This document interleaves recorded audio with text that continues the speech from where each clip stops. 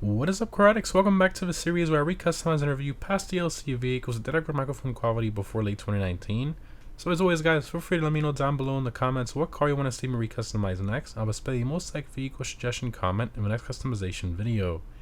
So in today's video we're going to be customizing the Enus Stafford, which I customized / reviewed back in 2018 when it released. So the Stafford released with the After Hours update drip feed in July of 2018, and used to be available from the Legendary Motorstore website for just under 1.3 million. However, it was sadly removed with the Mercenaries update in 2023. As always, I'll leave a video link down below in the pinned comment explaining every method to get remove website cars. So in regards to performance, it's in the Sedans class and is one of the slowest vehicles in that class. That is mainly due to its lack of power, but honestly that doesn't really matter as this car is intended for being a classic luxury car for cruising. I was honestly pretty happy when Rockstar added this car back to the game in 2018, as I personally really like the classy look of it and just the era of these cars in general. Now in terms of what the Stafford is based on, it is primarily based on the 1959 Rolls-Royce Silver Cloud. There's just something about these older 50s cars and early 60s cars as well, they're just truly works of art. I'm really glad Rockstar decided to add a nice classic Rolls-Royce based car to the game.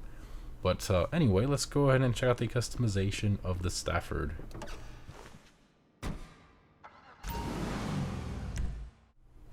Alright, Stafford, let's do it. Alright, so armor, brakes, typical stuff, engine, lights, I'm going to leave the stock yellows. Liveries, so you got flames, blue flames, radials, whatever that is. Neoclassical, gothic decor. So like different, these are like all the same thing basically, just different patterns. And you got the rusty one. Oh, Enus, Queen and Country. Very cool liveries, you know, they're not bad. Even though I personally prefer just sticking with the original sort of two-tone color, you know, primary and secondary.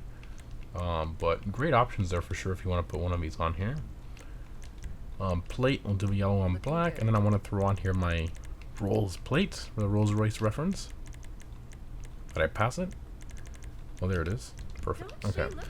Respray. So for this, I want to do a metallic ice white, and then I want to do a secondary. I want to do like a secondary blue. This one right here, look at that. The white and blue to me just looks so good. And we go back to our primary and we go pearlescent. That's also going to transfer to our secondary. And if we throw on here a diamond blue pearl, see here, makes a huge change. We get that pearlescent on our secondary and our white as well. So it gives it like a nice metallic flake in our white in direct sunlight, which looks fantastic. So it's an awesome combination there. And then our trim color, of course, the interior and the headliner and all that. Now it does the piping on the seats is linked to the primary, which is interesting. So we're gonna go ahead and make this white, and then we have the white with the blue piping. Look at how classy that looks. I absolutely love that. So we'll do the ice white. Look at that, so nice. Equivalent for this car goes on the doors. We got the suspension upgrade. I think I'll leave it. Maybe, I think, lower just a little bit. We'll street. Transmission. Turbo. Wheels. So personally, I mean, it's kind of like hard for me to change these wheels. They just suit this car so perfectly. You know, the chrome with the white walls and all that. I don't have the heart to change it. But, you know, obviously you have different options here if you want to do something else. But I think these wheels are just perfection on this car. They're very similar to the ones in the real car even, so I think like it's just a sin to change the wheels. Window tints, you can do this. I think I want to leave it stock without the window tint. I think, I mean, in the 50s, you know, they didn't really put tint on these cars, so I think this is yeah, I'll just leave that stock. And that's all the options there. So unfortunately, no visual customization. At least we have liveries, you know, that's something. But, you know, no bumpers, no exhaust, no hood, nothing like that, unfortunately. So just internal mods, colors, liveries, wheels. That's pretty much it. Alright, let's go ahead and exit to ground.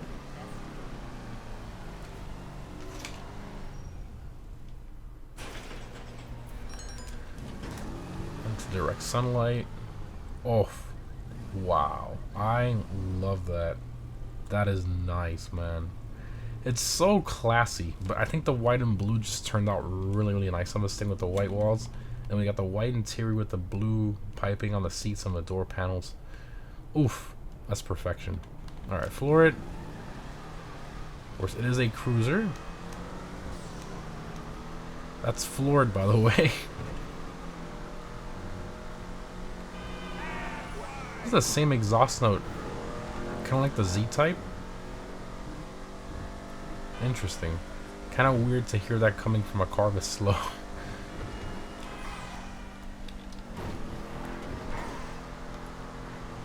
Very nice. I like the body roll that it has as well. On turn. Take this corner here. First person. Ah! Got the badge there on the hood. Love that. We got the interior like copied over from the Roosevelt. Super nice. Suits this car very well.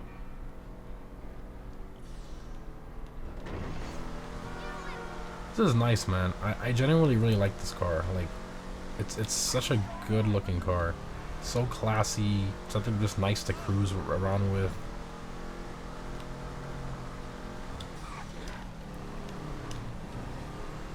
I mean, not much to say about it. You know, it's a cruiser. It's a classy car. It doesn't really have much visual customization, unfortunately.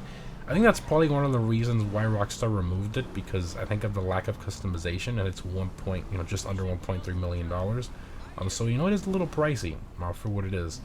I think if it would have had like a few options, at least something, it would have been a lot better of a car. But just liveries, nothing else. It's kind of unfortunate.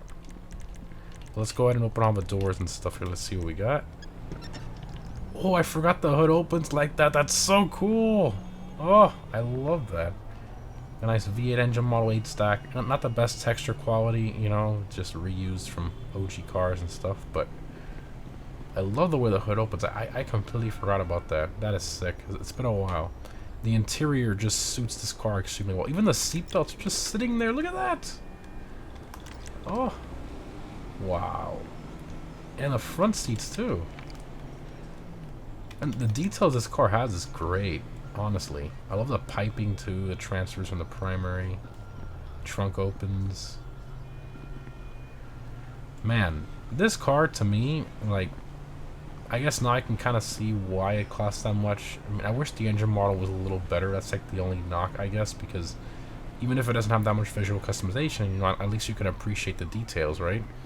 I guess it's just the engine model. Gotta knock it a little bit for that, but regardless, I mean, I still think it's worth it. That's why I still have mine. You know, I love this thing. I've had it ever since it came out. I never sold it, and I never will. It's you know, a classic Rolls-Royce. It's just such a nice car to have in your garage and collection. But let me know what you guys think down below in the comments. If you have one, if you're gonna buy one, try to look for one. Thanks again for watching. As always, let me know down below in the comments what vehicle you want to see me recustomize next that I haven't recustomized yet from late 2019 and older. Again, thanks again for watching, guys, and I'll see you in the next one.